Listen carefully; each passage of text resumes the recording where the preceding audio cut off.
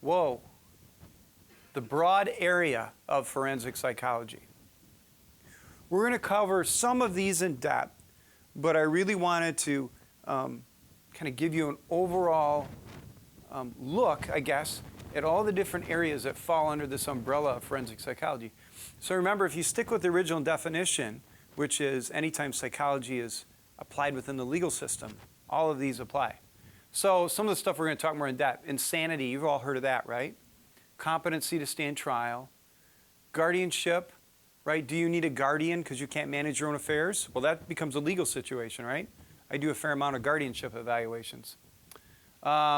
Child custody evaluations. If mom and dad are getting divorced and they're fighting in court over custody of the children, that becomes a legal issue, right? So I will do child custody evaluations too. Police psychology, really? Yes. So understanding the demands of police work, understanding some of the ramifications of police work. So if you were a police psychologist, you're probably going to deal with some post-traumatic stress disorder, right? Not uncommon for police officers sometimes to experience that based on their work.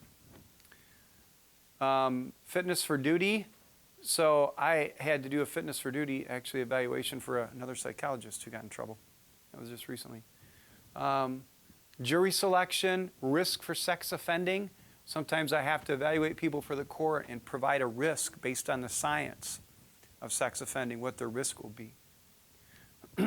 Disability, I do a fair amount of disability work, because if you're on Social Security disability, it actually becomes a legal issue, right? There's a legal aspect to disability.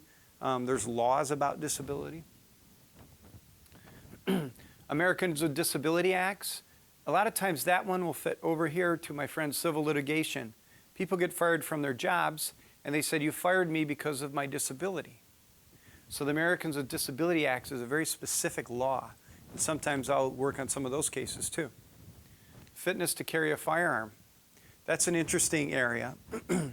So, you know, in Michigan, being a state where concealed weapons permits are not that difficult to get as compared to other places, or even as compared to 10 years ago, occasionally someone will get rejected by the governing body that issues those permits. And they'll try to find a forensic psychologist to do the evaluation of whether or not they would be fit to carry a firearm.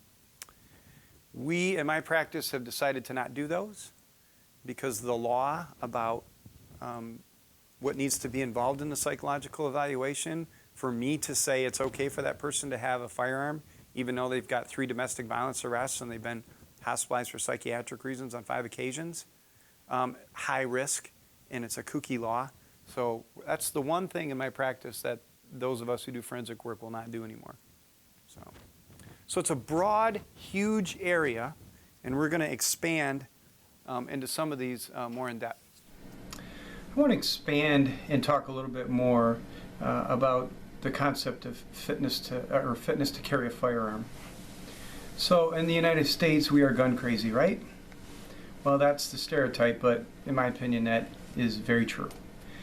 Now, in the past, in order to be allowed to carry a concealed weapon, which is basically a handgun or a pistol, you had to go before a board, and the board would be called the gun board, and it was usually made up of law enforcement, court officials, and you would have to go into this, fill out an application and go before the board and describe to them why you needed to carry a concealed weapon or a concealed handgun. Over the past 10-15 years in the United States, the laws have changed a great deal. The laws have really sort of loosened the requirements for carrying a concealed weapon in most states. The main thing that we see in these laws that have changed is that prior to the laws changing, like I said, you would have to go in and make a case of why you needed to carry a concealed weapon.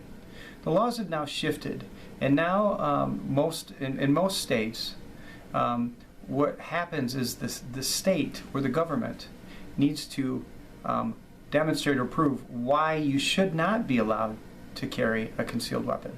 So now the burden of proof has shifted from the individual making their case to the government saying why they're denying you a permit to carry a concealed weapon. In most of the laws, the reason that the government can deny issuing you a permit to carry a concealed weapon is usually due to psychiatric hospitalization or severe mental illness or convictions for domestic violence. And the United States, domestic violence is basically if someone is physically assaults a romantic partner or a family member. Now, when someone is denied a permit to carry a concealed weapon, there is an appeal process usually. So for example, if someone is denied to carry a concealed weapon because of a history of psychiatric illness, they, through an appeal, can meet with a forensic psychologist and have an evaluation in order to see whether or not they would be fit to carry a concealed weapon. Now, these types of evaluations usually involve the forensic psychologist assessing and gauging the person's risk to potentially commit violence against others. So trying to predict risk for someone with a psychiatric illness history can be quite tricky. Now in Michigan, the law pertaining to fitness to carry a firearm is a very vague, murky, frankly, it's a terrible written law. So that is one area in forensic psychology that I refuse to provide a service of forensic evaluation. A few of my colleagues that practice forensic psychology have also agreed that we will not do those evaluations for the appeal in order for someone to carry a firearm. The main reason, one main reason is the law is very vague and terrible. Secondly, can you imagine what the liability is if I was to say that someone is fit to carry a firearm and then they use that firearm to harm someone else?